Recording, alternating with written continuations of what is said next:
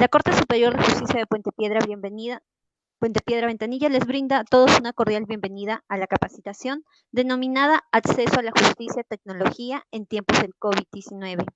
En forma previa, invitamos a todos nuestros participantes a visitar nuestras redes sociales de nuestra Corte Superior de Justicia.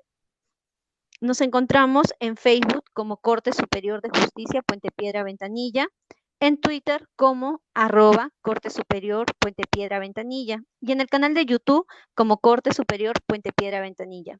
Invitamos a todos ustedes a dar like y suscribirse en nuestras redes sociales para que puedan tener acceso a nuestras publicaciones, notas de prensa, eventos de capacitación y otros temas de interés respecto al trabajo en el Poder Judicial. En forma previa, se comunica a todos que esta actividad está siendo transmitida por el canal oficial del Poder Judicial, Justicia TV, que actualmente en esta época de emergencia por la pandemia mundial del COVID-19 viene aplicando el uso de las tecnologías para realizar transmisiones de audiencias emblemáticas, así como prestar información a toda la población sobre el trabajo en el Poder Judicial.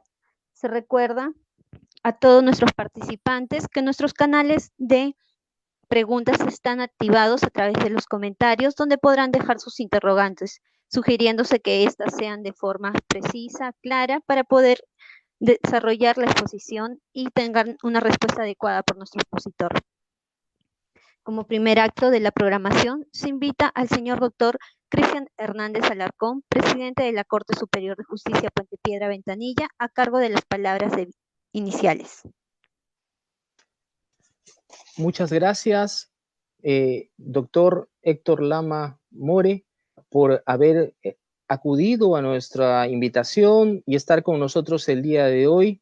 Es muy importante para nosotros su presencia y además porque es hoy día un día sábado, es un día muy particular y eso da una plena muestra de su compromiso, de trabajo y todo este enorme esfuerzo que está haciendo usted desde la Corte Suprema y desde el Consejo Ejecutivo por impulsar el trabajo remoto, al cual como Corte Superior de Justicia nos hemos comprometido y nos hemos abocado desde el día 16 de marzo, desde el primer día de emergencia. Hemos instalado un mecanismo de trabajo remoto. Tal es así que tenemos 190 VPNs en nuestra corte, considerando que tenemos menos de 500 trabajadores. Es un número bastante importante, lo que nos ha permitido, a pesar de ser una corte muy pequeña, el poder estar en el top de las 10 cortes con mayor número de audiencias durante la emergencia.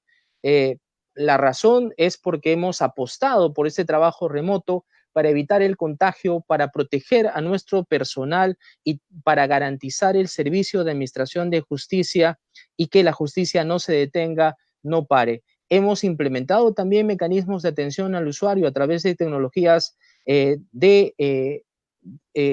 Google Hangouts Meet y están atendiendo los jueces. La ODECMA también está participando de las audiencias como vedores y también la ODECMA está participando como vedor de la conectividad en los casos de las reuniones de atención al usuario para verificar que las atenciones al usuario se realicen de acuerdo a los estándares óptimos. Es así, doctor, que estamos impulsando este trabajo remoto y estamos implementando las tecnologías para mejorar el acceso a la justicia en nuestra corte, digitalizando los expedientes físicos y volviendo a trabajar de alguna manera en un escenario que consideramos que no va a ser el mismo después. Nos preguntamos, por ejemplo, ¿qué va a pasar después de que termine toda esta situación de emergencia cuando ya tengamos todos los expedientes digitalizados? Consideramos que de repente sería bueno pensar ya en un salto cualitativo a un eje. ¿Cuánto nos faltaría para eso? Todas esas cosas, gracias a usted, el día de hoy vamos a poder despejarlas y compartirlas. Muchas gracias por estar con nosotros nuevamente hoy día. Sus palabras hoy son muy importantes y fundamentales para nosotros. Ahora bien, abordando el tema de capacitación que nos ha convocado, nos place presentar al señor doctor Héctor Lama More, quien disertará la ponencia de acceso a la justicia y tecnología en tiempos de COVID, haciéndose una breve mención a su perfil académico. El doctor Héctor Enrique Lama More es abogado por la Universidad Nacional Mayor de San Marcos, magíster en Derecho con mención en Derecho Civil por la Pontificia Universidad Católica, estudios concluidos de doctorado en Derecho por la Universidad de San Marcos, estudios de posgrado en materia constitucional, empresarial y comercial por la PUC, profesor universitario en materia jurídica de derechos reales en el nivel de pregrado de la Universidad San Marcos. Asimismo, es profesor de la Academia de la Magistratura, autor de diferentes artículos y obras jurídicas en la materia de civil. Actualmente es juez titular de la Corte Suprema de Justicia de la República y miembro integrante del Consejo Ejecutivo del Poder Judicial. En tales consideraciones académicas, es un gusto nuevamente para la Corte Superior de Justicia de Puente Piedra Ventanilla tener entre nosotros a nuestro expositor, el doctor Héctor Lama More, dejándole en uso de la palabra. Bien, muchas gracias. Muchas gracias. Un saludo a la Corte Superior de Justicia de Ventanilla en la persona de su presidente, el doctor Cristian Hernández. Saludo al magistrado Jorge Pajuelo y, por supuesto, a los jueces, trabajadores que están conectados en esta videoconferencia a través de las líneas de Facebook que tiene la Corte de Justicia de Ventanilla, así como Justicia TV, el canal del Poder Judicial. Bien, Catherine, no sé si está grabándose en el Drive esta exposición. Veo que no, solamente está grabándose en el Facebook, ¿no? Bueno, vamos a iniciar esta videoconferencia. Se me ha convocado para hablar sobre el tema de acceso a justicia y tecnología en tiempos del COVID.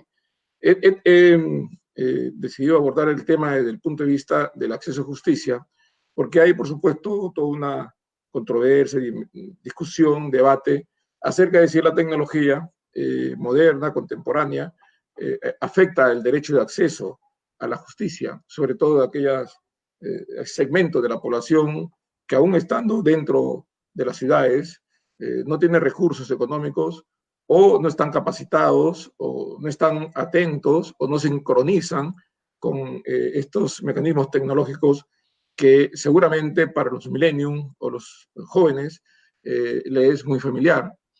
Y también, por supuesto, para aquellos que se encuentran alejados de las ciudades, de las grandes urbes, y están en lugares geográficamente lejanos a donde no llega la conectividad. Entonces se sostiene teóricamente que el acceso a la justicia se ve mediatizado por el abrumador uso de las tecnologías a las que solo llega un sector de la ciudadanía y no todos. Muy bien, hoy día vamos a abordar el tema de acceso a la justicia en un enfoque de derecho fundamental y analizaremos qué tan desarrollada está la tecnología en el Poder Judicial y qué tiene el Estado peruano con esto de la conectividad y poner a la población del Perú dentro de las redes informáticas para conectarse con el mundo. Voy para esto a apoyarme en unas diapositivas. Vamos a hacer la conexión para que se pueda visualizar y ustedes me acompañan con las presentaciones que vamos a hacer en estos momentos.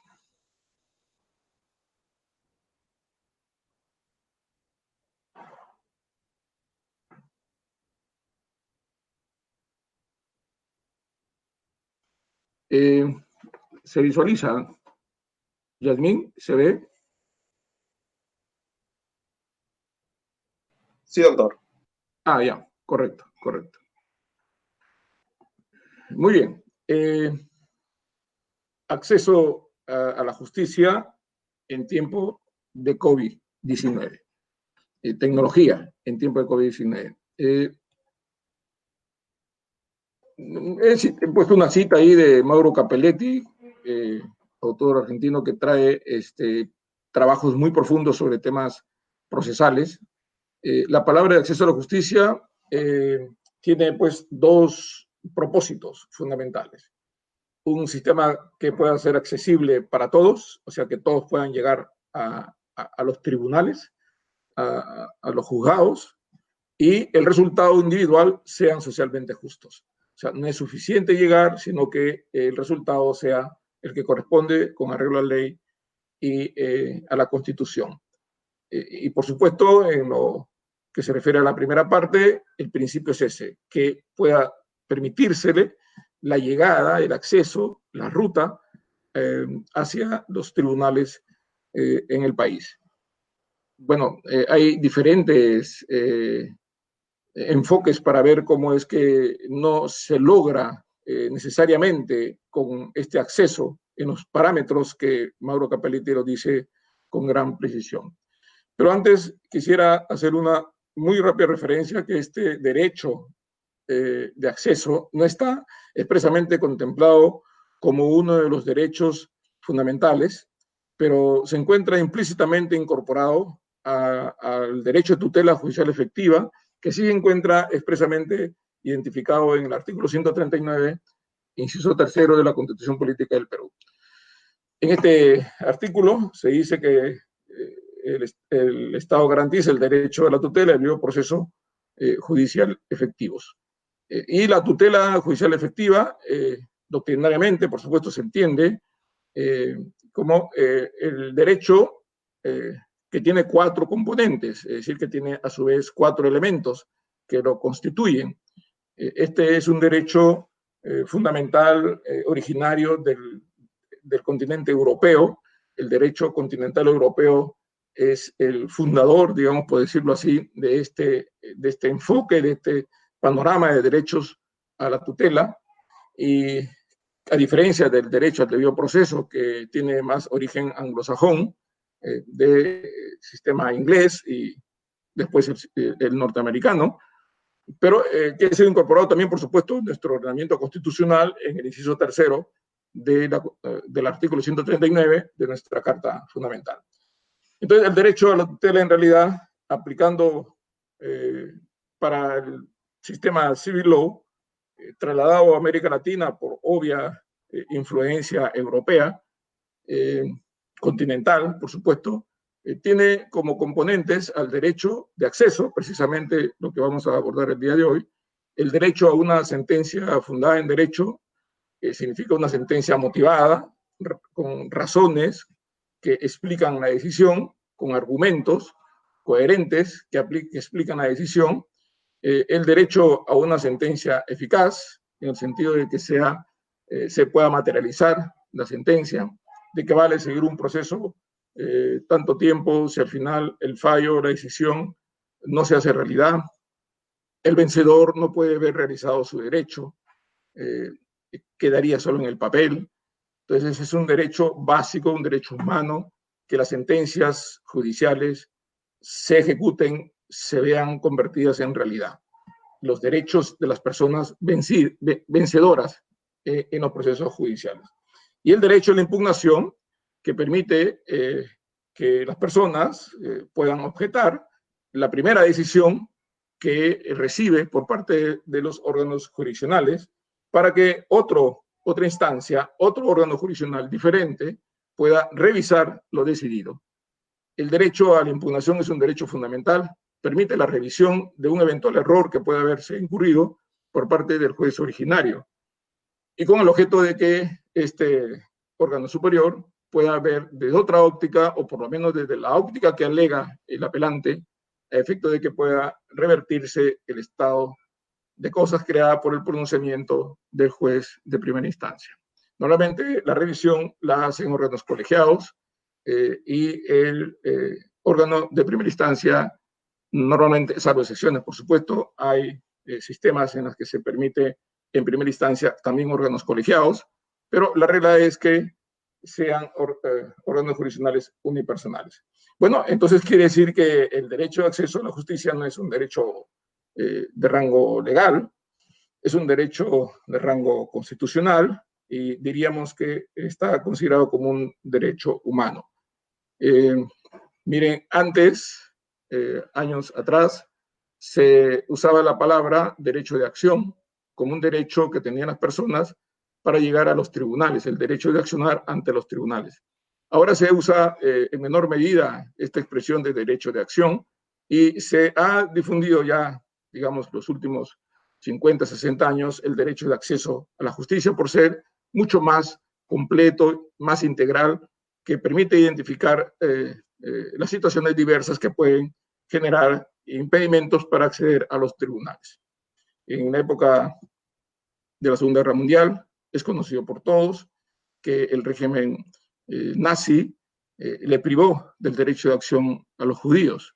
Imagínense ustedes el concepto que tenía el Estado nazi respecto a los judíos, que tenía finalmente con miras, perspectivas de su eliminación. Bueno, así, a ese nivel, quien es privado del derecho de acción está condenado a extinguirse. El Estado nazi declaró que los judíos no tienen derecho a ir a los tribunales y prácticamente casi los extermina de la faz de la tierra, por lo menos en lo que se refiere al lugar donde ellos estaban, pretendieron ser eliminados. Por eso es que el derecho de acción toma un cariz mucho más completo, integral, que es el que ahora motiva nuestra conversación, que es el derecho de acceso a la justicia. Tiene, por supuesto, correlato histórico, una primera oleada, le llamamos, al enfoque del derecho de acceso, en un primer momento, derecho de acción, que estaba más bien a fortalecer el asesoramiento de los más necesitados en el sentido de que está vinculado más al tema económico.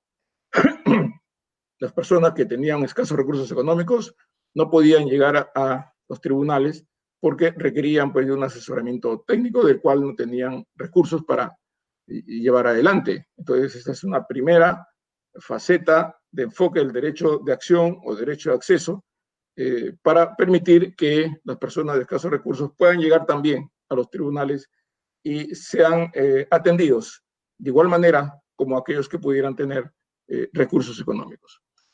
Una segunda oleada aparece como parte de los derechos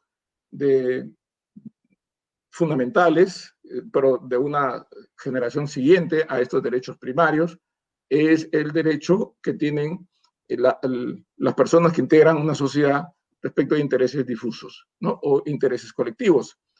Protección de los intereses, por ejemplo, de los consumidores, del medio ambiente, que son de todos, interés de todos, es el bien común que está siendo defendido bajo el canon de intereses difusos. Pero claro, el Código Procesal Civil establece para la titularidad en la defensa de los intereses difusos de determinadas instituciones para poder recurrir a los órganos jurisdiccionales en defensa de estos intereses. Bueno, este es un tema de acceso para protección de lo que constituye el bien común de todos los peruanos o de la humanidad.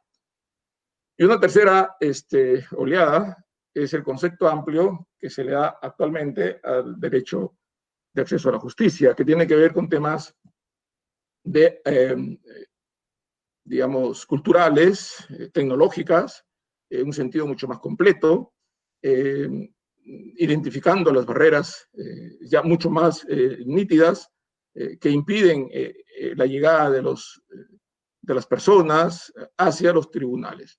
Esta última forma de ver el derecho de acción es la que nos va a traer los comentarios el día de hoy. Bueno, las barreras que se identifican como obstrucciones para llegar a los tribunales son varias. Nosotros vamos a identificar a 4, ¿no? Las institucionales, las de género, las económicas y las lingüísticas y culturales, entre las cuales se encuentran las tecnológicas. En cuanto a lo de género, sabemos que subsiste aún una fuerte discriminación por razón de género. Se está superando, por supuesto, pero objetivamente estas barreras creadas por la discriminación por razón de género constituyen un elemento que es necesario abordar. Entonces es también una limitación, felizmente hay ya una política estatal e institucional para romper las limitaciones no tan antiguas, de limitaciones al acceso a la justicia por parte de los grupos más débiles del grupo familiar. En este caso, discriminación a la mujer, ¿no? Y por supuesto las económicas tienen que ver con escasez de recursos, que es una limitación bastante antigua, ¿no? Y que va a estar presente mientras existan segmentos sociales con escasos recursos económicos. Las institucionales, comentábamos, como una de las barreras que impiden el acceso a los tribunales, están referidos a procedimientos administrativos, logísticos, de infraestructura.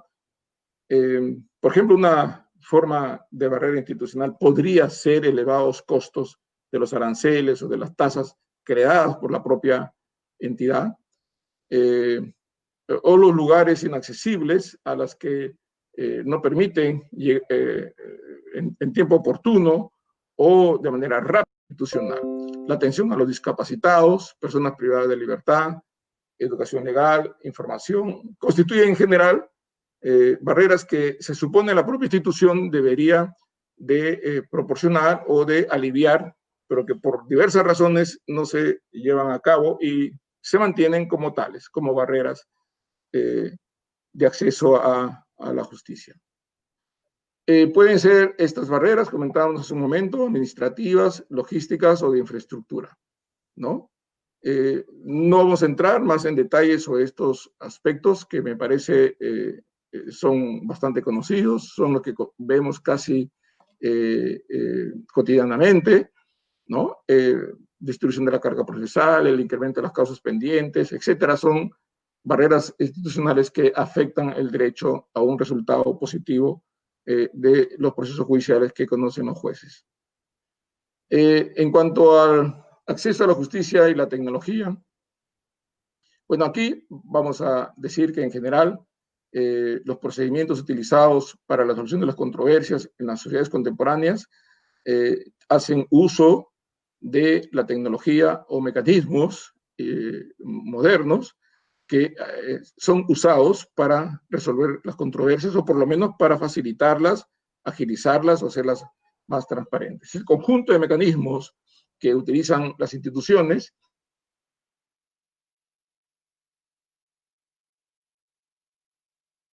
por supuesto para prevenir controversias. En este contexto de uso de la tecnología en nuestro país y en muchos países del mundo, se ha llevado el proceso a la virtualidad. Es decir, el juicio, el proceso judicial se lleva a las redes, al uso del Internet, a la comunicación electrónica, ¿no? Esta tendencia de llevar los conflictos a su solución, a las decisiones de los jueces, a la justicia, a través de los mecanismos electrónicos, es una ruta que siguen muchos países en el mundo en diferentes niveles, en diferentes grados y de diferentes formas. Nosotros en el Perú tenemos ya incursionado un segmento de nuestros órganos jurisdiccionales en este uso de la tecnología con herramientas que, si bien es cierto, con software que no son los de tecnología de punta, pero que nos sirven siendo mecanismos informáticos para poder transitar por las redes y tener un proceso judicial a la que no se requiera la presencia personal de los sujetos o del juez, sino que la atención del trámite mismo del proceso se puede hacer, discurre, se desarrolla, transita, ya no por un espacio físico, sino a través de las redes informáticas. ¿Qué cosa permite el expediente electrónico? Es cierto, permite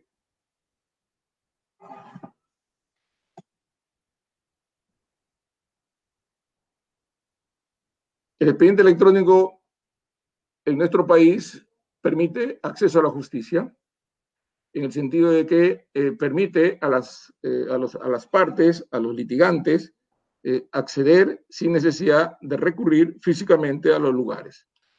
Pero no en el sentido de acceso superando las barreras que hemos mencionado hace un momento, sino en el sentido de acceso para facilidad hacia los tribunales, facilidad de llegada a los tribunales.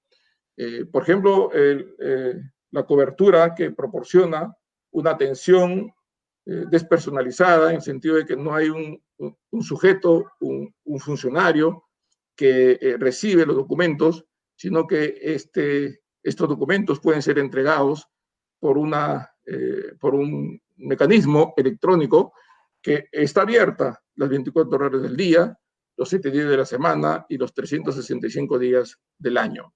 No hay un horario preestablecido.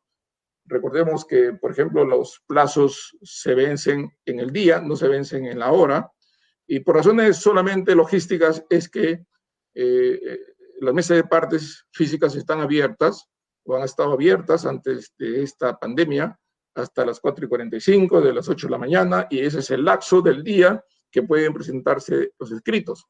Cuando el servicio de justicia se informatiza y se agranda, digamos, el escenario de acceso, ya no hay 4:45, podría ponerse o presentarse el escrito a lo largo del día hasta las 11:59 que termina ese día.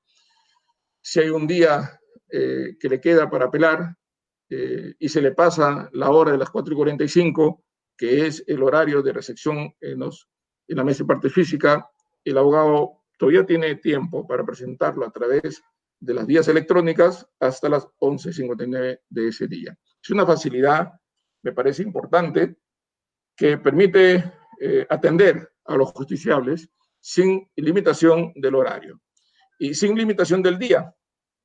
Imagínense ustedes que tienen una demanda por ser interpuesta con plazo de caducidad, y esta caducidad opera un día sábado.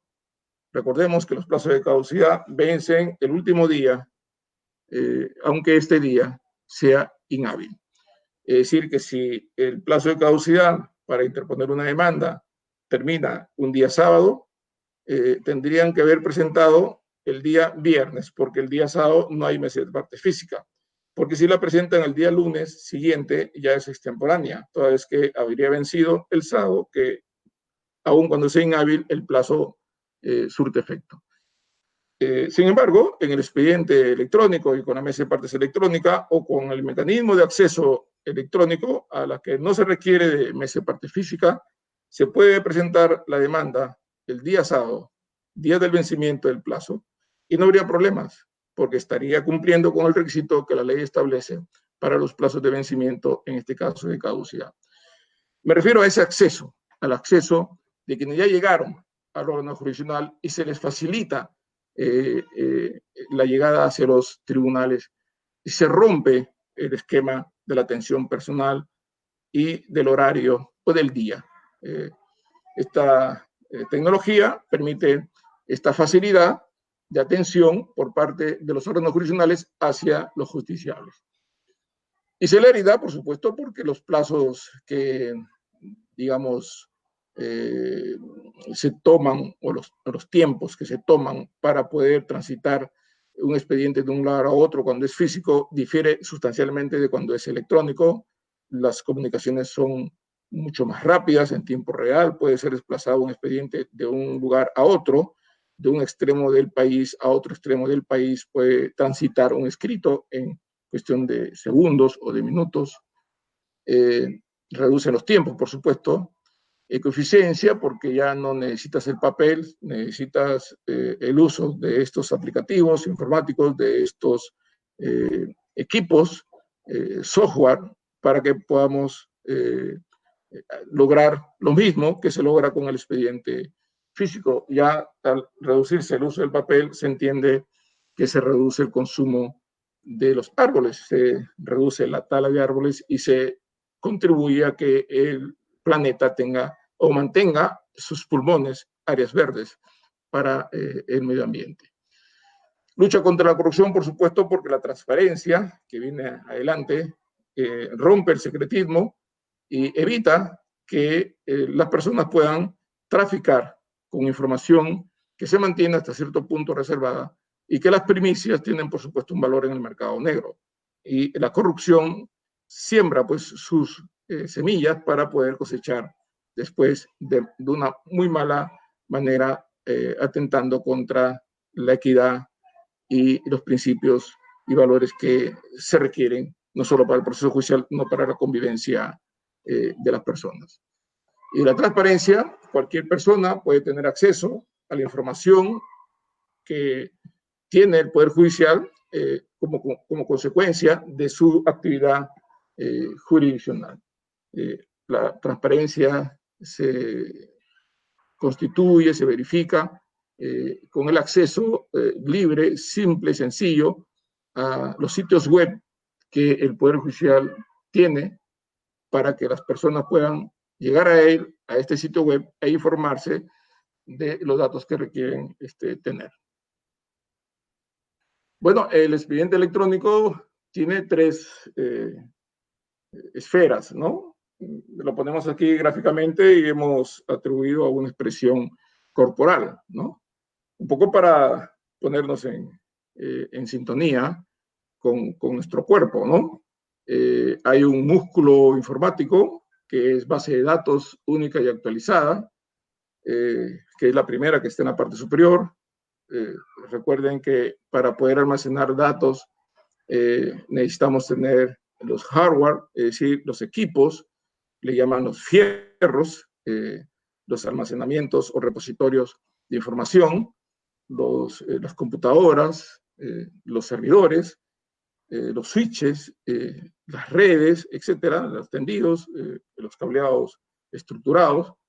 Todo ello constituye el músculo informático, el soporte material por el cual discurre, se almacena, transita el expediente electrónico. Luego tenemos el músculo de la comunicación.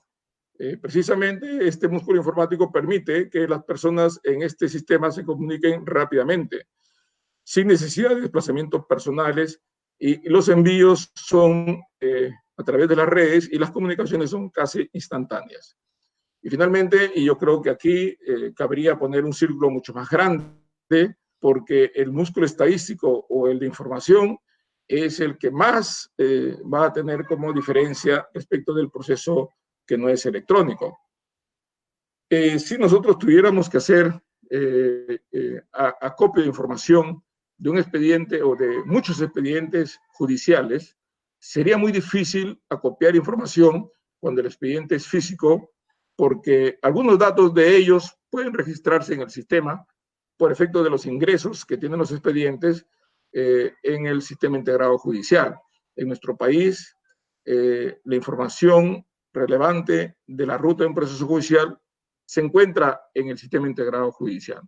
Sin embargo, gran parte de la información que se descarga en el sistema integrado judicial es manual y la hacen o los secretarios o la hace el juez, y a veces por la carga procesal no la hacen a tiempo, a veces se olvidan y a veces simplemente no les presta mucha atención a los actos de descarga o a la actualización de los datos o la corrección de los hitos, al punto de que hay mucha información que está almacenada como consecuencia de estos actos de descarga que hacen los auxiliares o hace el juez, genera que los datos no sean los más apropiados, los más útiles, los más exactos. Y, por supuesto, una información que no es correcta va a afectar las decisiones que se tomen en relación a las problemáticas que aborda determinada área del Poder Judicial. Entonces, la presencia del expediente, ya no físico, sino electrónico, si todo el expediente discurre en las redes, es mucho más fácil extraer la información de manera automática.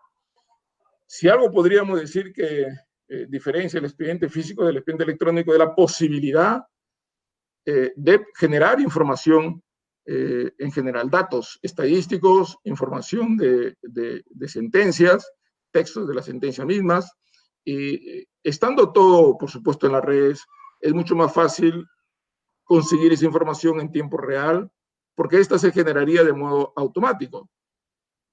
Digamos que el expediente electrónico no es el expediente físico llevado a las redes. No es lo mismo expediente electrónico que expediente físico. La diferencia está en que, estando en una dimensión distinta del expediente electrónico, se pueden conseguir información, datos, que sin duda serían imposibles de conseguirlas de modo automático y en tiempo real, siendo el expediente un expediente físico. Entonces, este círculo del músculo estadístico, que yo diría, en general, información, data, organización de los despachos judiciales vinculados a la generación de información, es la diferencia esencial entre un tipo de expediente físico y el expediente electrónico. Yo he dicho en algunas oportunidades que el expediente electrónico es 40% expediente judicial y 60% información. Digamos que aún no sabemos qué cosa podemos encontrar en el expediente electrónico cuando esto llegue a tener dimensiones nacionales, es decir, que tengamos ya un 90% de expedientes judiciales en las redes. Actualmente tenemos casi 4.200.000 expedientes en giro, expedientes en trámite y expedientes en ejecución. Todo suma 4.200.000 expedientes, y cada año crece el número de expedientes. ¿Se imaginan ustedes que todos esos números de expedientes estén en el sistema? La cantidad de información que se puede extraer, de la que ustedes se puedan imaginar. Bien, creo que esta es una de las cosas que distingue el expediente electrónico del expediente físico en cuanto a su utilización. Tenemos un proyecto, por supuesto, a los próximos 5 años, de más de 100 millones de dólares, 354 millones de soles aproximadamente, que permitiría el escalamiento nacional del expediente electrónico. Va a llegar a todas las cortes, y por supuesto, para que eso sea posible, va a ser necesario inversión, no solamente son los aplicativos informáticos, el reforzamiento del músculo informático, es decir, los equipos, los repositorios, los servidores, etcétera, serán repotenciados. El uso, digamos, de las redes será repotenciada. Ya tiene el Poder Judicial instalados la Red WAN a nivel nacional. Vamos a comentar en un momento los alcances de esta Red WAN. Las más de 600 sedes que tiene el Poder Judicial a nivel nacional están conectadas, y todas esas sedes conectadas informáticamente reportan a un cerebro matriz que está en la ciudad de Lima, en 2 locales del Poder Judicial, y que centralizan toda la información a nivel nacional, lo que da, por supuesto, la posibilidad de que esa información pueda ser trabajada de la manera que más se requiera por los órganos de gestión. Miren ustedes, ahí ponemos en la diapositiva, un día permite la llegada entre la llegada del escrito y la calificación de la demanda. En el piloto se estableció que es posible que la demanda pueda ser de inmediato calificada y notificada, por lo menos al demandante. Sabemos que si se va a notificar al demandado, va a tener que hacerse mediante cédula, pero al día se tenían ya calificadas las demandas desde la presentación, porque presentada la demanda, automáticamente llega a la computadora del juez, y el juez ya puede trabajarla desde ese momento, o el secretario podría trabajarla desde ese momento. ¿Cuál es la idea? El 96% de los procesos han sido atendidos con una carga en trámite del 37%, estamos hablando del piloto. La cifra inicial, estamos hablando del despliegue nacional del expediente electrónico. El expediente electrónico escalado a nivel nacional va a diferenciarse del expediente electrónico piloto. El expediente electrónico piloto reposa sobre un intranet que se llama Sistema Integrado Judicial, y por lo tanto tiene limitaciones en su desarrollo, ¿no? Siendo una red interna del Poder Judicial, que los especialistas le llaman cliente-servidor, no hay muchas posibilidades de expansión, de acceso de afuera hacia adentro y de adentro hacia afuera por las redes que actualmente se usan de manera cotidiana, es decir, la web. El eje del escalamiento nacional con financiamiento del Banco Mundial y con aportes también de la contrapartida del Estado peruano, será no un eje SIC, sino será un eje web. Es decir, la conectividad va a ser más fluida, se podrá acceder de manera mucho más directa desde cualquier parte del mundo hacia el expediente judicial. Lo que tenemos ahora limitaciones con el sistema integrado judicial, porque siendo intranet no es posible conectarse desde cualquier lugar, salvo que se establezca un enlace que hemos comentado y se conocen por los jueces llamado VPN. Siendo intranet, no se puede acceder por la web, pero tendría que establecerse un enlace para que, especialmente desde ese VPN instalado en el domicilio del juez, pueda accederse a la información que está en el sistema integrado judicial. Eso ya no sería necesario si tuviéramos, por supuesto, un enlace web. El futuro en el expediente electrónico no es eje SIC, que sí lo es el piloto. El futuro es eje web. En época de COVID, ¿qué tenemos como proyectos tecnológicos? No proyectos, sino que ya se están haciendo realidad. Y vinculados al tema de tutela, ya no tanto de acceso, sino al tema de tutela judicial efectiva. Tenemos primero el escaneo de los expedientes físicos. Esta forma de llevar el expediente físico a las redes es una de las alternativas que el Consejo Ejecutivo ha puesto sobre la mesa para que los jueces puedan trabajar de manera remota y no tengan necesidad de recurrir a los locales del Poder Judicial. Pero como tenemos un número muy grande de expedientes físicos, va a ser un poco difícil que podamos conseguir el 100% de trabajo remoto de los jueces o trabajadores respecto a los expedientes físicos. Sin duda, sí es posible hacerlo con el expediente electrónico, pero el expediente electrónico todavía está en una etapa piloto. Los órganos jurisdiccionales que están involucrados son solamente 88. Tenemos más de 2.800 órganos jurisdiccionales, así que tenemos aún un número muy pequeño. El volumen de expedientes tramitados por el expediente electrónico son pequeños comparados con el volumen de expedientes que son de papel y que deberían ser escaneados. Precisamente, la idea es que regresados de la cuarentena, instalados desde el primer día, los 14 días primeros después del levantamiento de la cuarentena, servirán para identificar qué expedientes deberían digitalizarse, si ya no lo están, y qué tareas deberían hacerse para que, en lo posible, en los días que no están concurriendo a los despachos, puedan hacer una labor en sus domicilios con expedientes escaneados o, de ser el caso, llevando sus expedientes a su domicilio.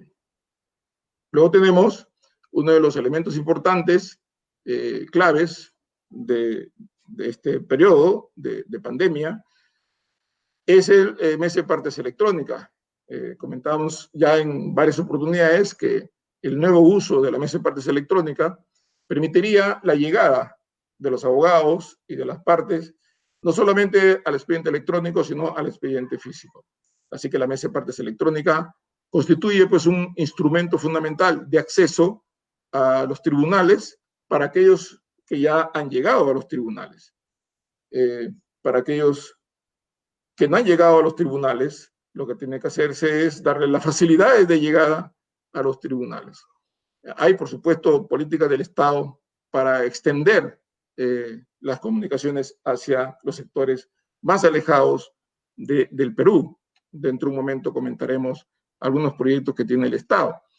Pero lo importante en este caso es que aquellos litigantes o abogados que tienen juicios abiertos y que por razones del COVID no pueden llegar físicamente a los locales de los juzgados, pueden hacerlo a través de la mesa de partes electrónica.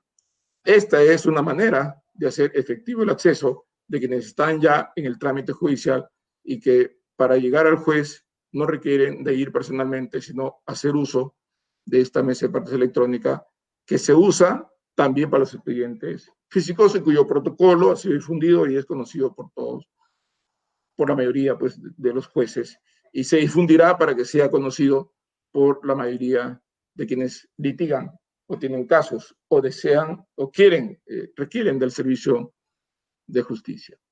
El VPN o enlace web para acceder al SIC, decíamos hace un momento que el software más importante, el aplicativo informático madre del Poder Judicial es el Sistema Integrado Judicial, donde están depositados todos los actos que se realizan en el expediente físico y también, por supuesto, del electrónico.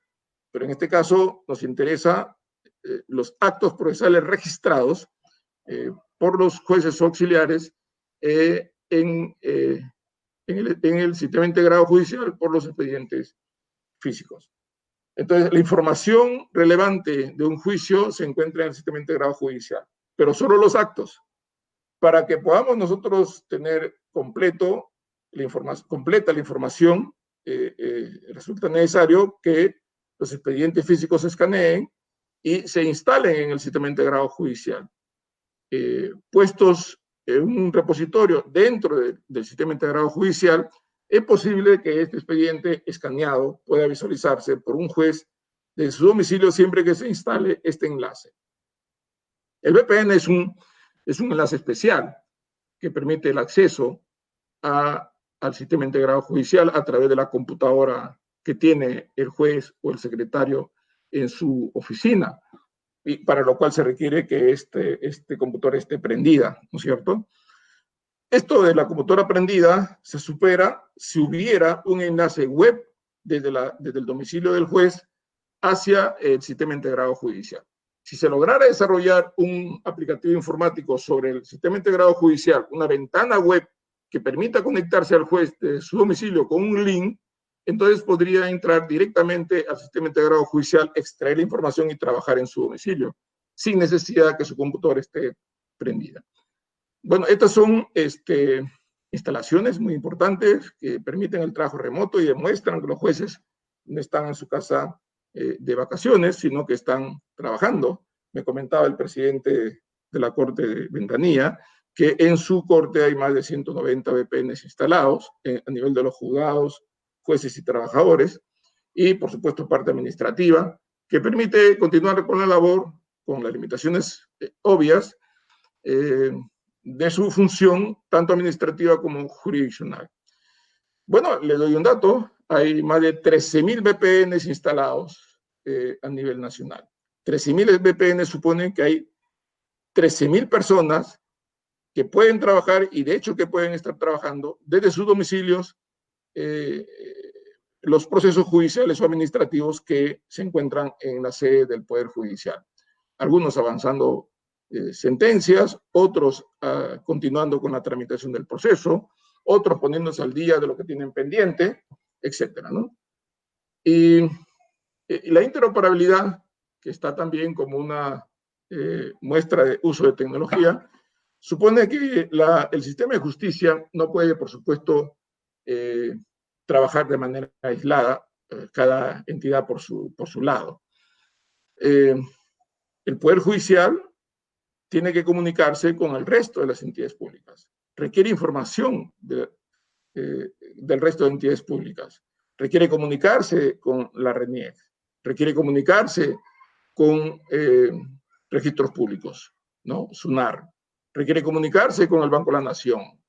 Requiere comunicarse incluso con la banca privada, ¿no? Para efecto de ver si es posible el embargo de las cuentas que los deudores tienen en sus bancos, en el caso del Banco de la Nación, para que los pagos que realicen en sede judicial se hagan en línea con los órganos jurisdiccionales.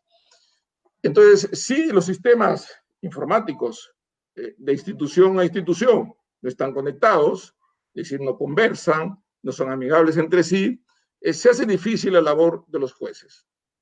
Pero esta labor se hace mucho más dramática cuando se trata de un proceso judicial que transita por varias instituciones públicas. Por ejemplo, en el proceso penal, el Ministerio Público es una entidad que hace la investigación en temas penales y hace requerimientos al juez sobre cautelares, medidas cautelares, prisiones preventivas, solicitudes de prisiones preventivas, medidas de restricción de derechos, ¿no? O tutela de derechos por parte de los procesados. Si hay necesidad de un allanamiento en el periodo de la investigación, tiene que recurrir al juez, etcétera. O cuando ya tiene terminada la investigación, hace su acusación y el Poder Judicial recibe el expediente, la acusación e inicia el juicio. Entonces quiere decir que entre el Ministerio Público y el Poder Judicial tiene que haber una sincronía informática para que la labor de fiscal y de juez se pueda obtener de manera fluida. Pero no solamente es el fiscal y el juez, es también el policía. El policía en el proceso penal cumple un rol fundamental de comunicación no solamente con la fiscalía, que es con quien trabaja casi permanentemente en el tema de investigación, sino también de la policía hacia el juez cuando estamos frente a temas de violencia familiar. Y también, por supuesto, si hablamos de proceso penal, hablamos de detenidos, de personas privadas de la libertad, y entra a tallar el Ministerio de Justicia a través del Instituto Penitenciario. Digamos, 4 entidades del Estado que giren en torno al proceso penal, que si no están interconectados y no hacen interoperabilidad entre ellos, el proceso penal puede tener dificultades, aun cuando hablemos de un proceso penal en la vía electrónica, ¿no? Policía Nacional, o sea, Ministerio del Interior, Ministerio Público, Poder Judicial y Ministerio de Justicia. 4 entidades fundamentales. Pero hay otras que, por supuesto, también le va a llegar el expediente judicial, Tribunal Constitucional. Procesos constitucionales que se inician en el Poder Judicial llegan al Tribunal Constitucional. Debería haber una conectividad, pero más que conectividad, debería haber interoperabilidad, es decir, debe haber una interacción informática entre estas entidades que en ellas fluye un proceso judicial. Pero hay otras entidades, por supuesto, a las que se llega también a través de acciones judiciales y que requiere de una actividad de la otra entidad, distinta al Poder Judicial, respecto de un acto procesal determinado que tiene que ver con los efectos del resultado del proceso. Son los embargos electrónicos. Y en los embargos electrónicos tenemos el embargo que los jueces ordenan sobre las cuentas que los deudores tienen en los bancos. Entonces, la interoperabilidad entre una entidad bancaria y el Poder Judicial permite que la orden del juez llegue al banco, el banco retiene automáticamente y comunica al juez electrónicamente la retención obtenida. Igual con el registro público. Si el juez ordena que se trabe embargo en forma de inscripción de un bien inmueble que se encuentra en registros públicos, entonces se conecta a registros públicos con su sistema informático, con el sistema informático del Poder Judicial, y a través de esa red de interoperabilidad puede llegar los partes judiciales electrónicos al registro público y a su vez el registro público inscribir en la partida respectiva del mandato dictado por el juez y a su vez responder si se ha logrado su registro o no. Recientemente se ha actualizado esta modalidad de embargo electrónico al registro público por los juzgados de extinción de dominio o de lavado de activos que tienen que ver con identificación de patrimonio de personas que han adquirido bienes con recursos mal habidos, ¿no? Y en general diríamos que la interoperabilidad es fundamental para la buena marcha del sistema de justicia porque permite una sincronización de actividad conjunta para el logro del fin que es, en este caso, el pronunciamiento final que el juez debe hacer en cada proceso judicial que tiene a cargo. Y una última, digamos, un último instrumento que quiero comentar en esta parte, está referido al embargo, al remate electrónico, que es un instrumento que facilita la venta en línea. Ya se ha desaparecido geográficamente las salas de remates donde se producían las pujas, en un ambiente donde hay un artillero, los postores, y las pujas permiten que el valor del bien llegue al precio del mercado, ¿no? Porque se entiende que se inicia sobre la base de las 3/4 partes, de las 2/3 partes del valor del bien, y se entiende que las pujas permiten que este valor siga creciendo. El remate electrónico rompió con una mafia que había en las salas de remates, que habían controlado y evitaban las pujas, y ahora se hace de manera abierta.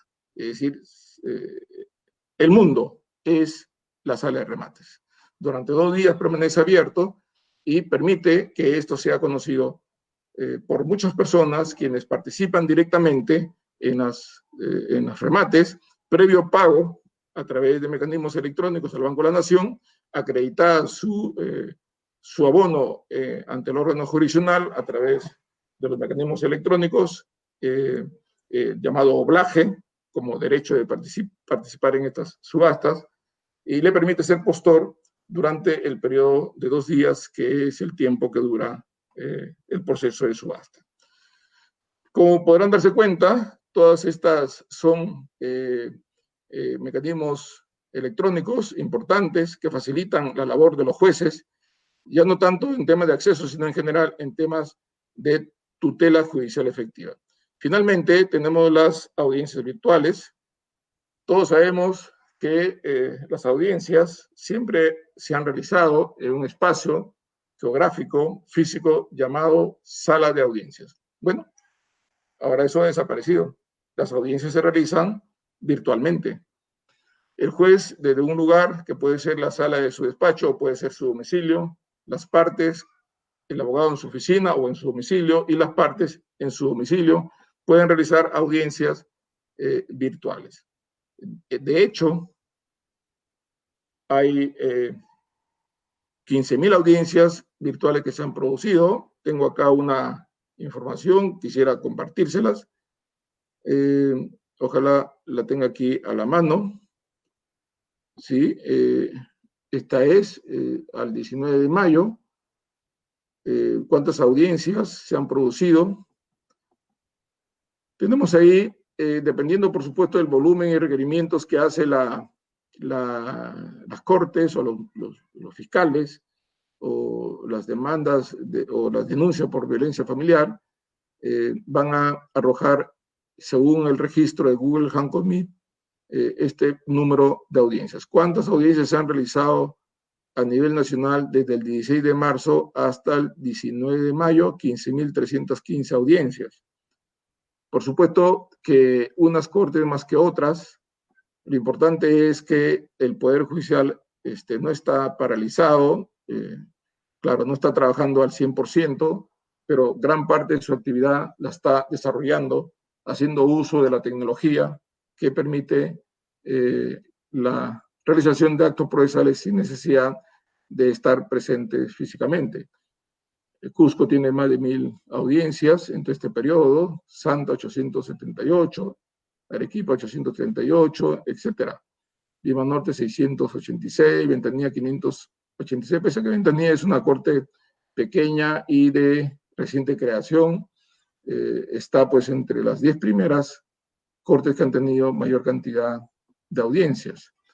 Por supuesto, la problemática que puede haber causado el COVID en algunas cortes ha dado lugar a que algunas cortes no tengan una cantidad muy grande de audiencias. Se explica, lógicamente. Han llegado a tener 15.000, en total 15.000 audiencias en todas las cortes. Pero el dato que les tenía hace un momento y se las comenté es que los VPN, que es un enlace importante que permite al juez trabajar desde su domicilio, hay un total de 13.921 VPNs. Se ha incrementado recientemente. Miren ustedes, el 11 de mayo habían 11.335 y ahora el 19 de mayo hay 13.921 y probablemente sigue incrementándose porque ya hay una determinación de que los jueces todos deben tener VPN en su domicilio para acceder a la información que proporciona el sistema integrado judicial. Muy bien, este es básicamente lo que teníamos por conversar en relación al tema de acceso. ¿Cuál es el resto que tenemos al frente? Bueno, la situación actual que atraviesa nuestro país y que no es el único, hay la mayoría de los países del mundo atraviesan similar situación provocada por este virus que ha dado lugar a esta pandemia y al aislamiento social y al confinamiento de las personas en sus domicilios para evitar la propagación de este virus que puede tener en algunos segmentos de la población consecuencias mortales. Ha dado lugar pues a una serie de formas de organización distintas a las que nosotros podíamos haber conocido antes y a una velocidad increíble. Hay muchas cosas que nosotros no las pensábamos hacer sino hasta dentro de 2 años y la estamos haciendo ahora de manera bastante acelerada. Las reglas de juego, por supuesto, ya no son las mismas. Se han roto paradigmas, aparecen nuevos paradigmas para facilitar el acceso de las personas a la tecnología. Pero esto del uso de la tecnología no es algo que recién surge en el Poder Judicial. Esto ya viene trabajándose desde hace algunos años. Felizmente hemos tenido cierto avance que nos ha permitido enfrentar más o menos, de una manera más o menos exitosa. Aún, por supuesto, falta mucho por conseguir superar las dificultades que genera el aislamiento social. Además que jueces y trabajadores ya mentalizados con el uso de la tecnología, se les facilita el manejo de estos instrumentos para poder atender mejor el servicio de justicia. Tengo algunos datos que quisiera compartir con ustedes.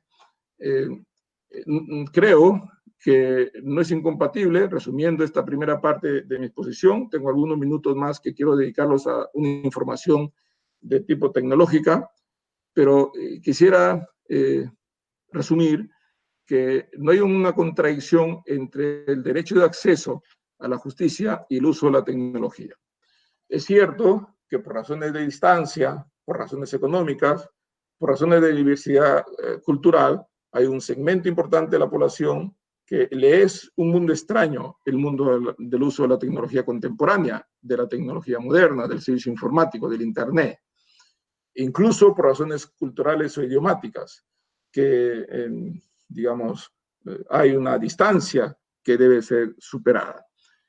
Pero el Estado, por supuesto, y entre ellas el Poder Judicial, debe permitir que el uso de la tecnología no afecte a estas personas que se ven limitadas por razones culturales o idiomáticas o por razones de acceso a esta formación moderna de uso de la tecnología para poder atenderlas. De hecho, en el piloto hemos abierto esas dos posibilidades.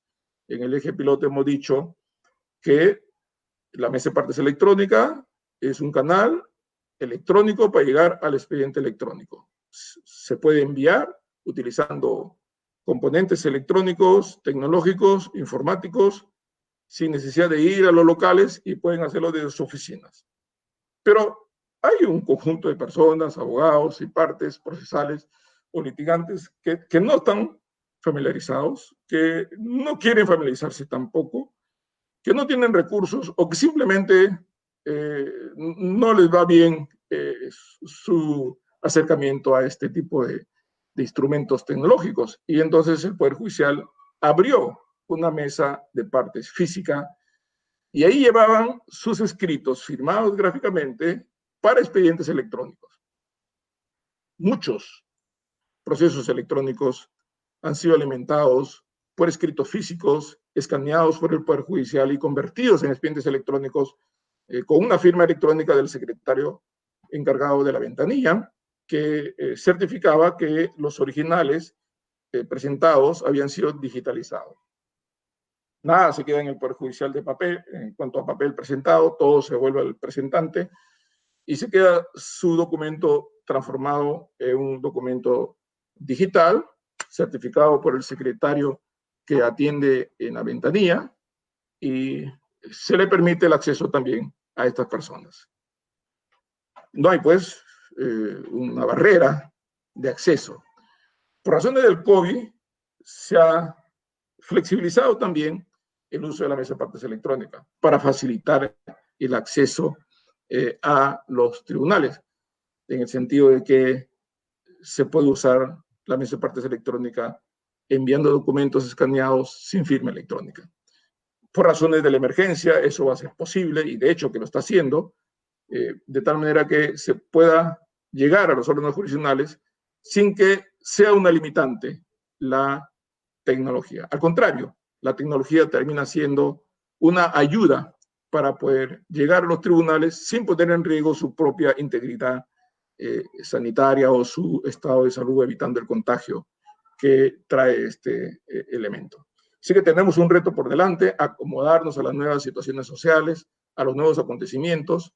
La tecnología ayuda, por supuesto, que va a haber un segmento de la sociedad al que se tendrá que llegar a ellos de manera diferente.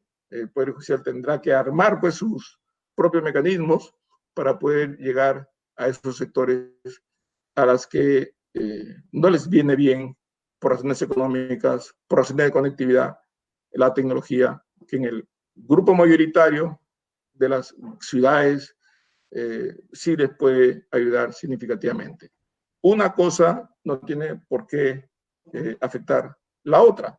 Es decir, el que un segmento del Poder Judicial transite por el uso de la tecnología y haga más rápido la solución de los conflictos, los haga más transparentes, no significa que el resto de la población quede al margen, abandonada y sin posibilidades de acceder al sistema de justicia. Se creará pues un mecanismo paralelo para que ellos puedan acceder al sistema de justicia sin que esté presente demasiado intensa o para ellos demasiado exigente el uso de la tecnología. Y comparto con ustedes, por supuesto, ahora algunos datos proporcionados por el área informática del Poder Judicial. Este es un dato, o son unos datos que quiero compartirles porque, digamos, el Poder Judicial no está de los brazos cruzados en cuanto a conectividad. Y el Estado peruano tampoco está con los brazos cruzados para la conectividad en aquellas áreas del Perú, del país, a las que aún no llega el Internet, pero que hay planes para que se incorporen de manera progresiva a través de fibra óptica. ¿Qué es lo que está pasando en el Poder Judicial con relación al aspecto informático, hardware o software? Este es un cuadro importante, nos da el dato de que hay en el Poder Judicial 28.000 equipos PC, 8.000 impresoras a nivel nacional y hay 832 escáneres de alto rendimiento. Por supuesto que estos equipos son parte de la incorporación de la tecnología en el sistema de justicia que se usan incluso para los expedientes físicos. Hay una red nacional de conectividad que se conoce como Red WAN. La Red WAN está conformada a su vez por diferentes redes locales que se llaman Red LAN. Hay 35 cortes en el Perú y a las 35 cortes llega la Red WAN y en cada corte es una red local que es la Red LAN. Ustedes podrán ver en el lado izquierdo, en el cuadradito del lado izquierdo, los técnicos le llaman cabecera de datos porque toda la información que se recauda a nivel nacional llega a estas cabezas, digamos, de información que se encuentran en los locales de Carlos Zavala y Javier Alzamora. Ahí están, digamos, concentrada la mayor cantidad de información que se registra de todo lo que circula en esta Red WAN, que ha conectado más de 600 sedes en el Poder Judicial a nivel nacional. Y los otros dos recuadros que están al lado derecho, cada uno de ellos equivale a una corte. Y en cada corte supone que este contrato con esta empresa privada que ha instalado la Red WAN a nivel nacional compone equipos de gabinete, UPS, switches, punto de cableado, aire acondicionado. Para los equipos, por supuesto, informáticos, cada corte tiene una red local, central.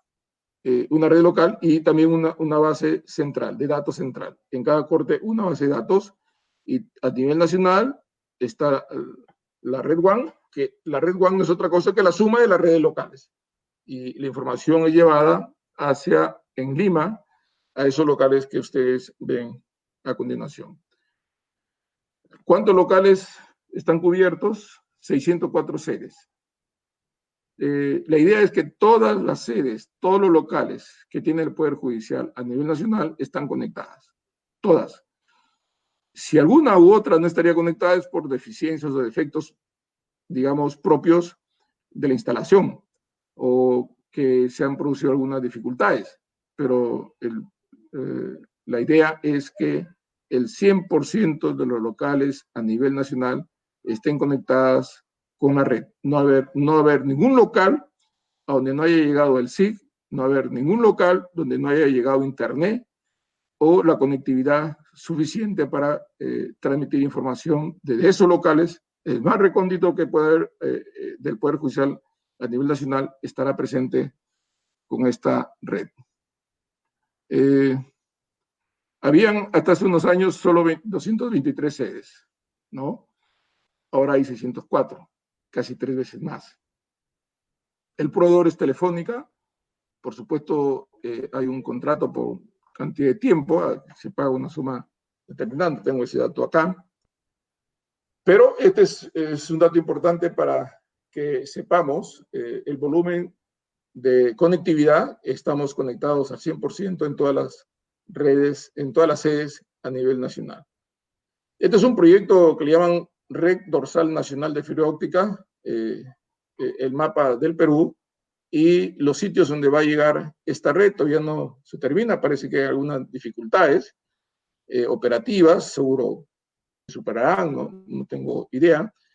Pero así como Proinversión tiene en su mapa la conectividad nacional, que va a reducir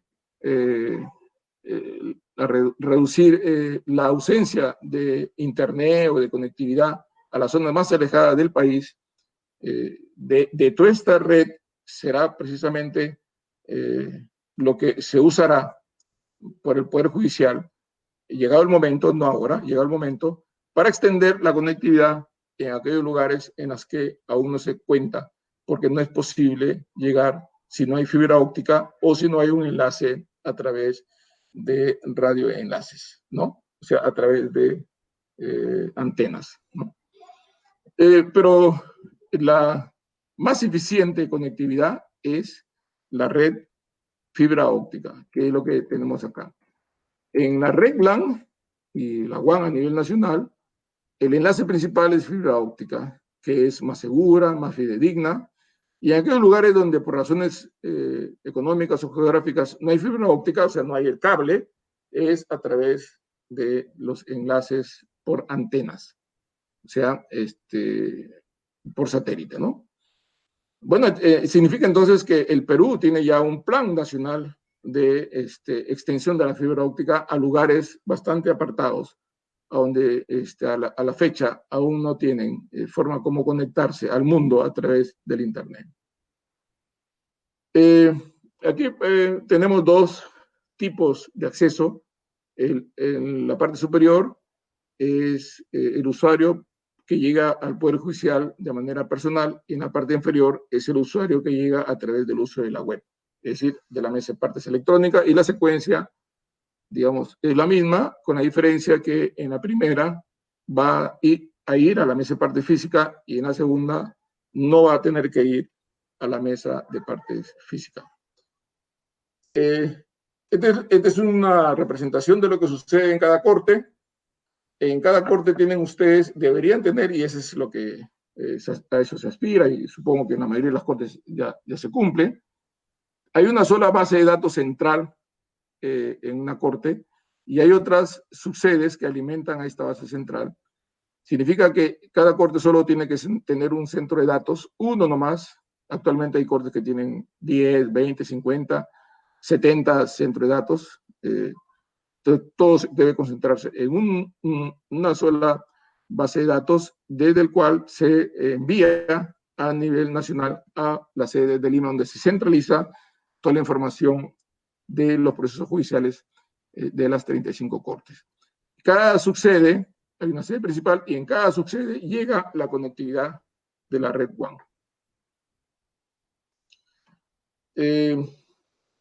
Acá tenemos un dato general.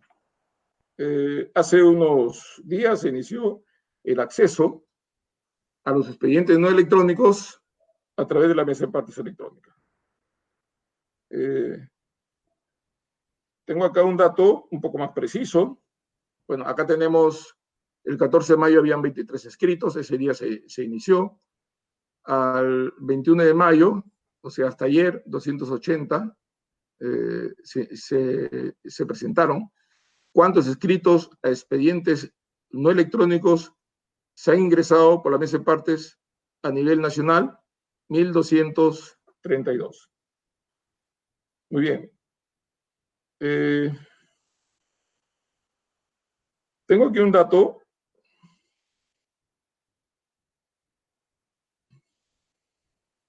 ¿Me permiten un minuto, por favor?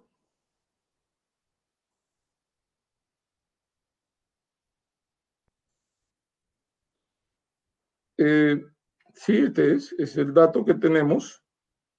En Lima, que es la corte más grande, la que publicitó el uso de la mesa de partes electrónica para acceder a los expedientes no electrónicos por esta mesa de partes, en Lima tenemos presentados 914 escritos a la fecha a expedientes no electrónicos y 373 a expedientes electrónicos. Bueno, Lima tiene el mayor número de órganos jurisdiccionales con expediente electrónico, tienen 373 escritos presentados a expedientes electrónicos y 914 a expedientes físicos entrados a través de la mesa de partes electrónica.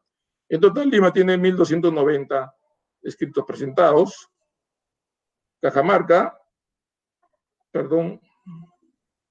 Callao tiene 36 escritos ingresados a su mesa de partes electrónica. Lima Norte está en segundo lugar con 171 escritos, y así va creciendo el número de escritos presentados para expedientes físicos a través de la mesa de partes electrónica. Porque en total son 1.232. Están instalados, la mayoría de las cortes están terminándose de instalar la mesa de partes electrónica en el resto. Porque es importante que el uso de la mesa de partes electrónica esté creciendo.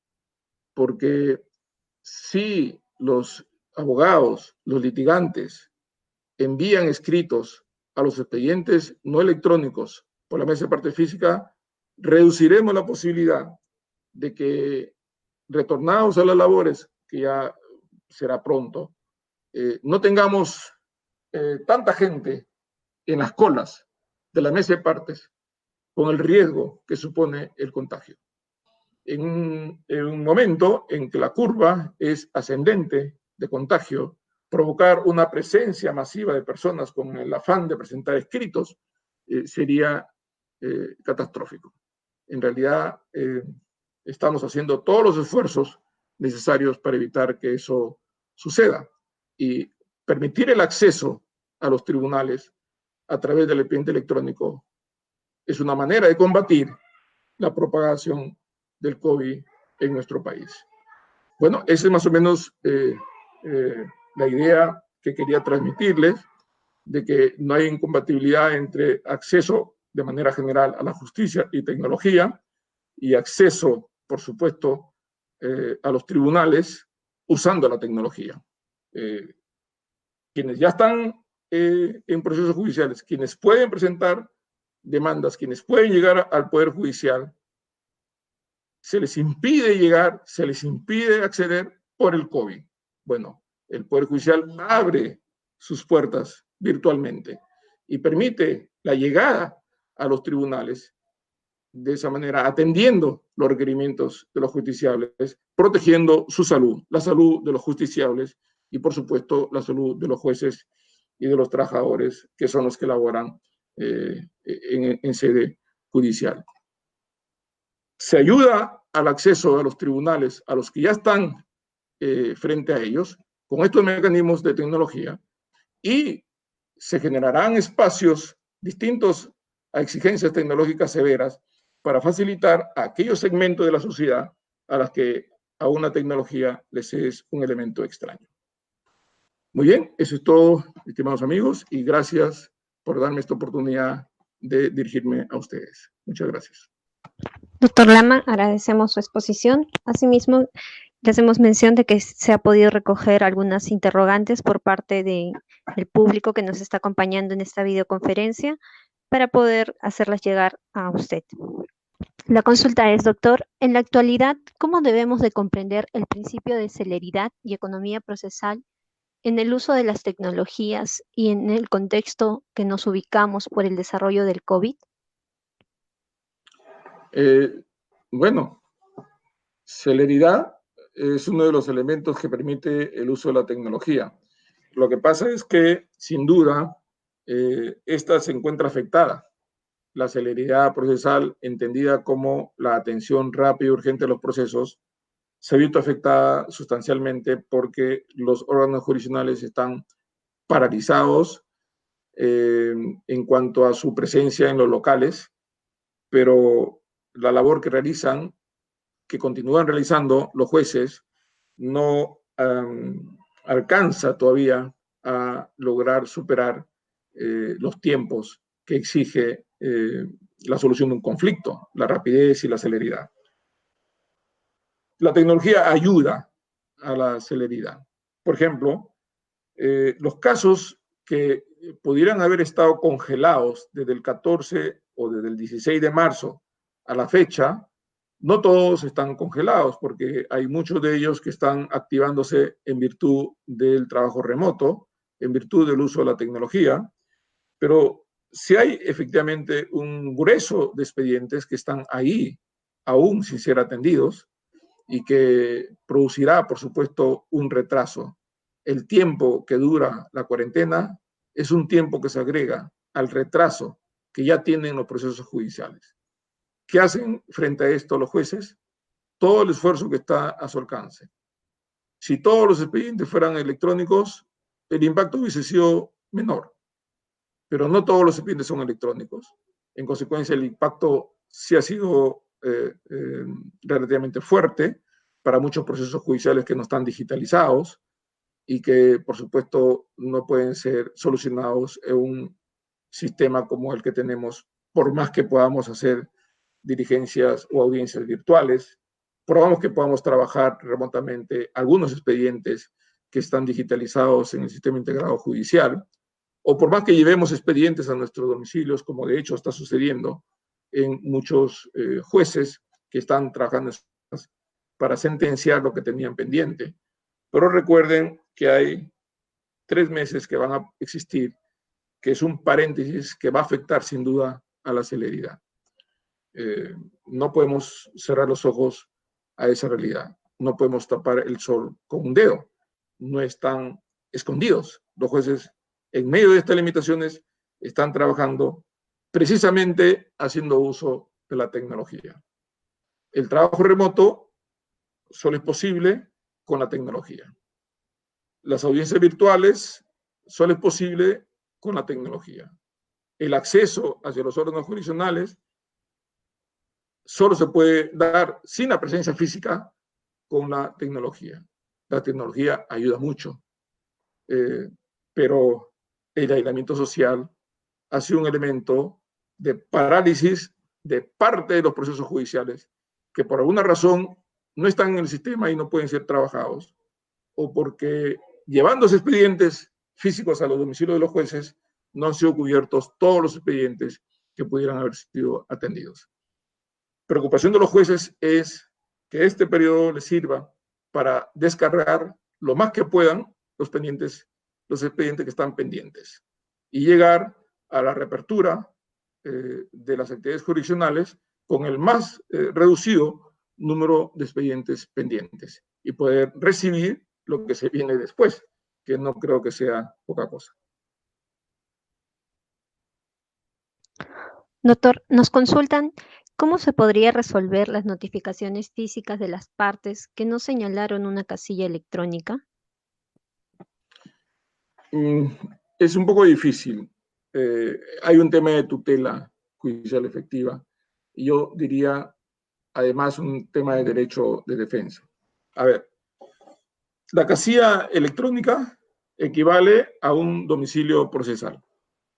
Recordarán todos quienes han litigado o quienes han sido jueces o que han sido abogados hace unos años atrás, no muchos años, había lo que se conocía como radio urbano, que exigía a los abogados y a las partes que se personaban a un proceso señalar domicilio procesal en la oficina de sus abogados en un radio urbano, en un radio determinado, para poder facilitar las notificaciones, ¿no? Se notificaba a una de las partes en la oficina de su abogado. Ese es el domicilio procesal.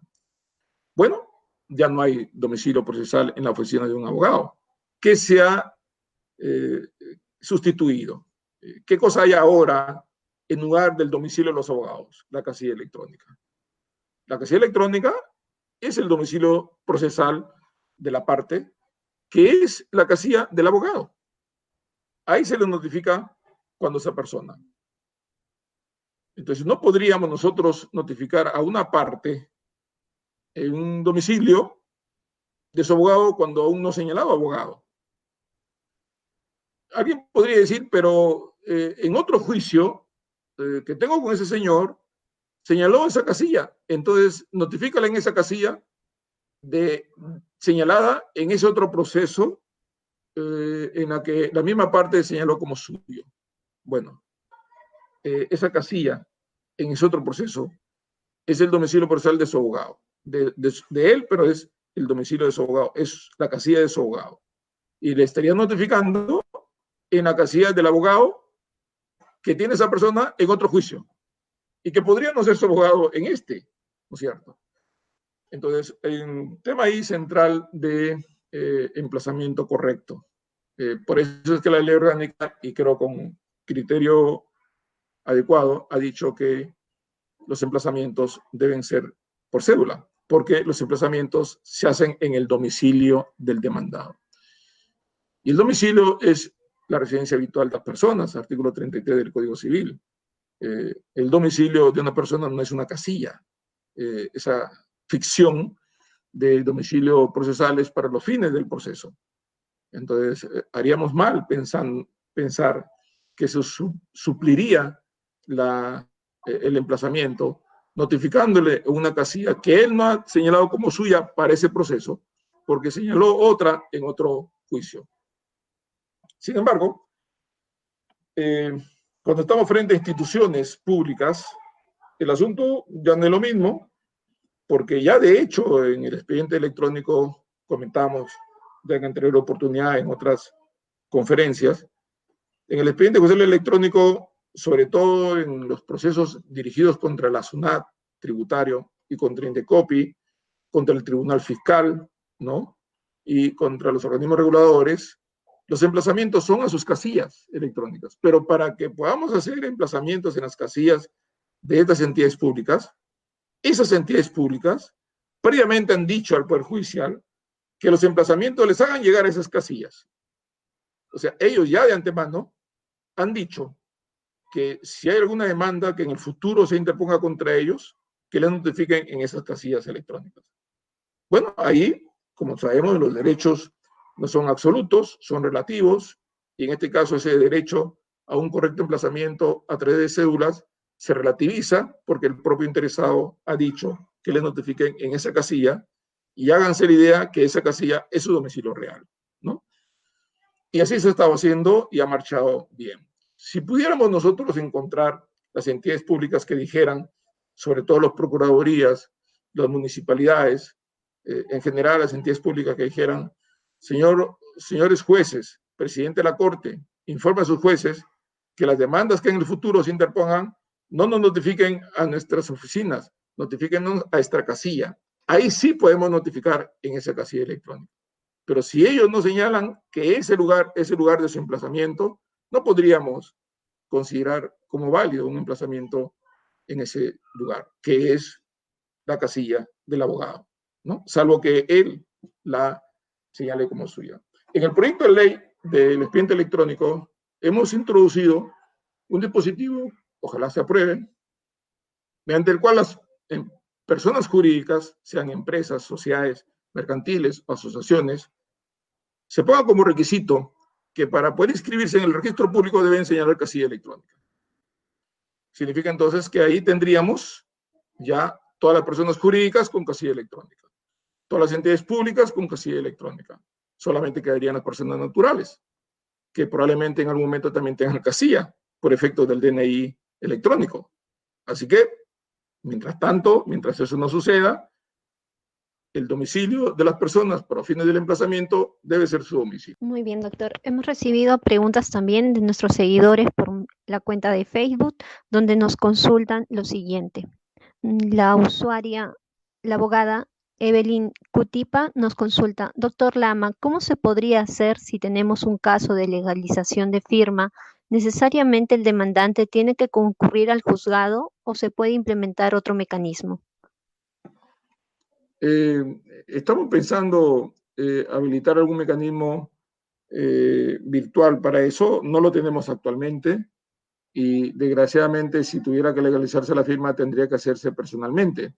Aunque en la regla que hemos puesto para la mesa de partes electrónica, para el protocolo de mesa de partes electrónica, cuando se envían escritos sin firma electrónica a través de la mesa de partes electrónica, el protocolo aprobado por el Consejo Ejecutivo dice que esos escritos presentados sin firma electrónica y que llegan al juez como fotocopia simple, porque un documento escaneado sin firma electrónica es como si estuviéramos presentando una fotocopia simple, deben ser confirmadas, y deben ser confirmadas su autenticidad con la concurrencia personal del interesado al juzgado y señale que esas copias enviadas por la mesa de partes electrónicas son suyas. Y si es así, el proceso continúa. Pero también dice algo que creo podría ser la antesala a la preocupación de quien formuló esta pregunta, que el juez podría hacerlo a través de videoconferencia, si es que aún no termina el aislamiento o aún no termina la emergencia y aún no estamos en estado de aislamiento social o confinados, podría el juez convocar a esta persona a una audiencia virtual y a través de la audiencia confirmar si el documento presentado es suyo o no es suyo. Entonces, si es afirmativa la respuesta, entonces significa que ese documento queda convalidado. Esa declaración queda grabada, subida al sistema, como una confirmación o como un registro para que se evidencie la confirmación de la validez de esos documentos. Hasta ahí ha llegado el Consejo Ejecutivo. Para la confirmación de escritos confirmados, para la confirmación de escritos presentados a expedientes físicos a través de la mesa de partes electrónica. Se puede confirmar, según dice el Consejo Ejecutivo, a través de una videoconferencia, en la que el interesado dice ante el juez, por cámaras, que es su escrito, y continúa. Habría que ajustar algunas cosas para ver si es posible que esto suponga también una certificación de firma. Pero lo dejamos ahí porque aún no hay nada formal por parte del Consejo Ejecutivo. Muy bien, doctor. Tenemos una pregunta más de uno de nuestros seguidores en Facebook que nos consulta sobre la abogada Carmen Luz Martínez Bustillos. Consulta respecto a los escritos con depósitos judiciales por omisión en asistencia alimentaria, ¿se deben de presentar de igual manera? Personalmente. Se deben presentar personalmente. Sí, supongo doctor. que sí, ¿no? Quiero interpretar que la pregunta está en el sentido de que si se deben presentar físicamente. Bueno, hay dos tipos de depósitos judiciales en el Banco de la Nación. Hay los depósitos judiciales electrónicos o los depósitos judiciales en papel, ¿no? Si el depósito judicial es en papel, no hay forma como cobrarlos en el Banco de la Nación, sino llevando el documento. En los depósitos hechos de manera electrónica, no habría problema porque bastaría con que el juez envíe un mensaje, también electrónico, al Banco de la Nación para que se acerque a la ventanilla la persona que es titular de ese certificado y pueda cobrar solo con su DNI, sin necesidad de ir al Poder Judicial, ¿no? Se le notifica electrónicamente, va al Banco de la Nación, lleva su DNI, no tiene que llevar nada más que su DNI, y ya en el Banco de la Nación está la autorización de pago a quien presente el DNI y se identifique como tal. Es un poco difícil que pueda cobrarse en el Banco de la Nación si no se lleva el original del certificado de depósito judicial. Habría que ver, nada está dicho todavía, todo es posible en el campo de la informática. Habría que ver la posibilidad de que se comunique el Poder Judicial con el Banco de la Nación a través de un convenio o un mecanismo de acuerdo común, de acuerdo entre ambos, mediante el cual se informa que el depósito judicial, certificado de depósito número tal, está autorizado para ser cobrado por fulano y tal, ¿no es cierto? Y que conforme se cobre, se invalida en el sistema ese certificado. Habría que ver los aplicativos, ¿no? Para que se pueda también cobrar un certificado en papel, yendo el interesado directamente al Banco de la Nación sin llevar físicamente papel y solo con la verificación del titular del cobro, de quien tiene que cobrar, enviado un mensaje por redes del juez al Banco de la Nación. Se habilita para que se pague con cargo un depósito vigente y que conforme se pague ese depósito se inhabilita. O sea, ya no puede ser cobrado porque ya se cobró por parte de esta persona a quien se le autorizó el cobro. Estoy pensando en voz alta, creo que esa sería una salida, es posible que siga eso, pero mientras no tengamos esa conexión expresamente establecida entre el Poder Judicial y el Banco de la Nación, es un poco difícil que se pueda cobrar así nomás un certificado que está consignado en un papel, ¿no? Tendría que llevarse el papel a la ventanilla para que se le pague. Pero no está dicha la última palabra. Es posible llevar este problema a un tema informático y poder cobrar sin necesidad de llevar el papel, sino con información contenida en el certificado. Muy bien, doctor. Agradecemos su gentileza por haber desarrollado el tema de acceso a la justicia y las tecnologías en épocas del COVID. Asimismo, se cede el uso de palabra al señor doctor Jorge Luis Pajuelo Cabanillas, presidente de la Comisión Distrital de Capacitación. Muy buenas noches. En mi condición de responsable de la Comisión de Capacitación y de la Escuela Judicial de la Corte Superior de Puente Piedra Ventanilla, me ha tocado dar las palabras finales. En primer lugar, quisiera replicar lo que decía el doctor Cristian Hernández, presidente de nuestra Corte, en el sentido de que venimos apostando por el trabajo remoto. Para ser exactos, las 4 salas penales, todas las salas penales, la sala laboral y la sala civil de la Corte, vienen trabajando remotamente, desarrollando audiencias, y todo para no dejar de impartir justicia, pero sin poner en riesgo la salud de los jueces, de los trabajadores y principalmente de los justiciables. En segundo lugar, quisiera agradecer infinitamente al doctor Héctor Lama por su tiempo y sobre todo por la valiosa información que hoy día ha compartido. Estos tiempos difíciles de pandemia son un gran problema y nos plantean también grandes retos, de la mano de la tecnología, y de eso hoy nos ha hablado con mucha solvencia nuestro expositor. A él las gracias y también a todos los que se han conectado a la transmisión. Muchas gracias. Buenas noches. Gracias, Jorge. Gracias, Cristian, presidente de la Corte de Puente Piedra Ventanilla, juez superior de la Corte Puente Piedra Ventanilla, a los jueces, colegas, amigos que se han conectado a esta conferencia. Gracias por su tiempo y por permitirme compartir con ustedes esta información y algunas ideas que se tienen sobre el tema que ha sido objeto de la conferencia. Muchas gracias. Gracias a usted, doctor.